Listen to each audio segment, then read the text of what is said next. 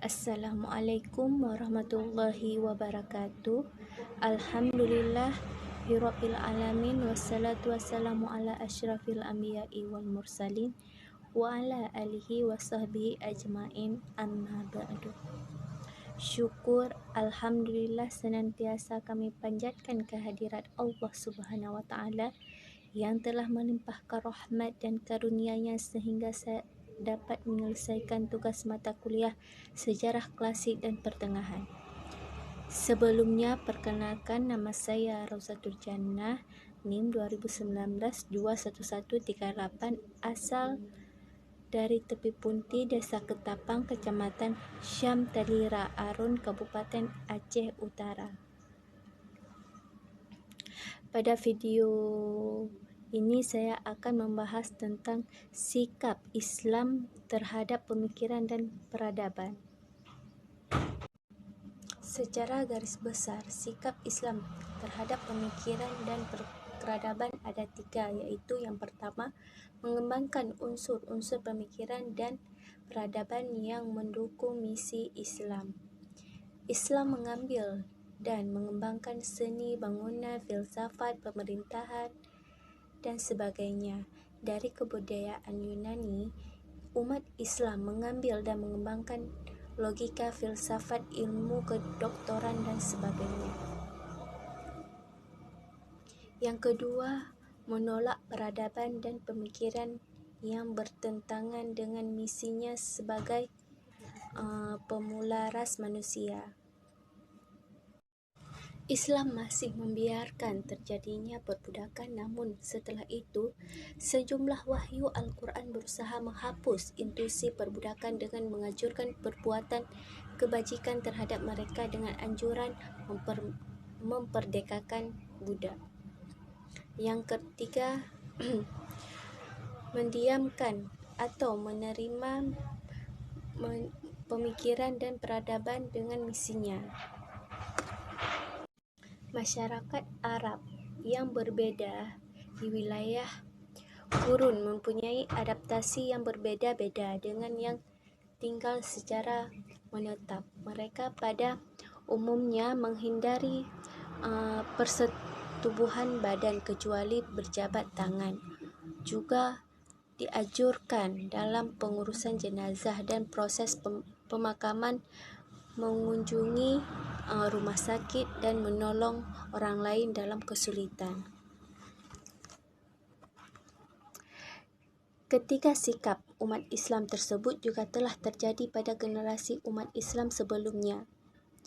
Ketika menghadapi peradaban dan budaya baru yang muncul, seperti ketika menghadapi peradaban budaya barat yang jauh, meninggalkan budaya seperti ketika menghadapi peradaban budaya barat yang jauh, meninggalkan budaya-budaya lain di dunia secara material. Berbeda sikap, ada yang menolak, ada yang menerima, dan ada yang mendiamkan saja meskipun pada dasarnya memiliki reaksi dengan nuansa yang berbeda. Lajunya perkembangan pemikiran Islam sepanjang sejarah karena adanya sikap terbuka, toleran, dan akomodatif kaum muslimin terhadap hegemoni pemikiran dan peradaban asing, cinta ilmu, budaya akademik, kiprah cendekiawan muslim dalam pemerintahan dan lembaga sosial kemasyarakatan, berkembangnya aliran yang mengendapkan rasio dan kebebasan berfikir, meningkatkan kemakmuran negeri-negeri Islam, dan permasalahan yang dihadapi umat Islam dari masa ke masa semakin kompleks dan memerlukan solusi. Semua bidang keilmuan dijadikan objek kajian oleh para tokoh pemikiran Islam, baik ilmu agama maupun ilmu umum. Dari pemikiran perkembangan Islam ini berimplikasi pada perkembangan peradaban Islam di seluruh penjuru dunia Islam perkembangan.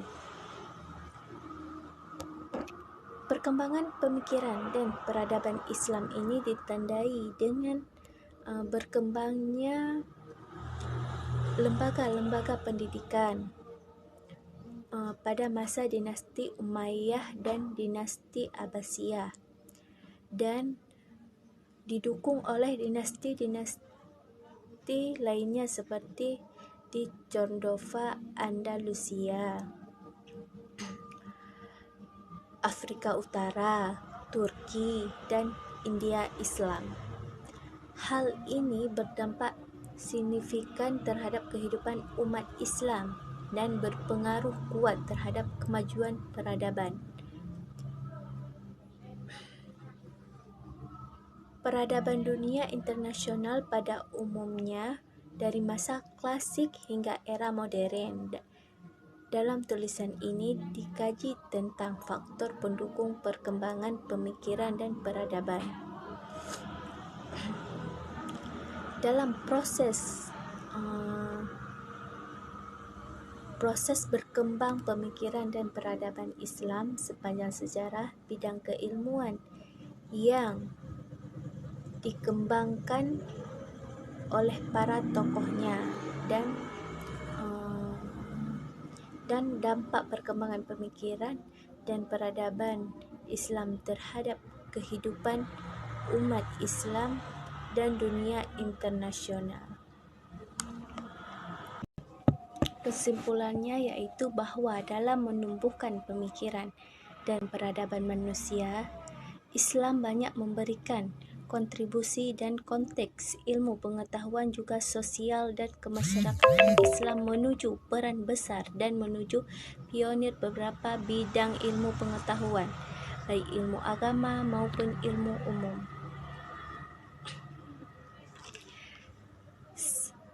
Sikap Islam terhadap pemikiran dan peradaban manusia secara garis besar ada 3.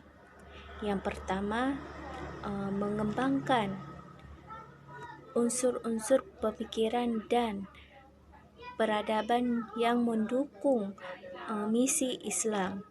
Yang kedua, menolak peradaban dan pemikiran yang bertentangan dengan misinya, sebagainya pemula ras manusia. Dan yang ketiga, mendiamkan atau menerima pemikiran dan peradaban misinya. Demikian yang ingin saya sampaikan, semoga bermanfaat bagi kita semua.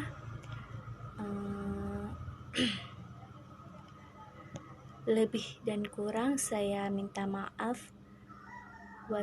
Wabillahi taufiq wa hidayah. Assalamualaikum warahmatullahi wabarakatuh.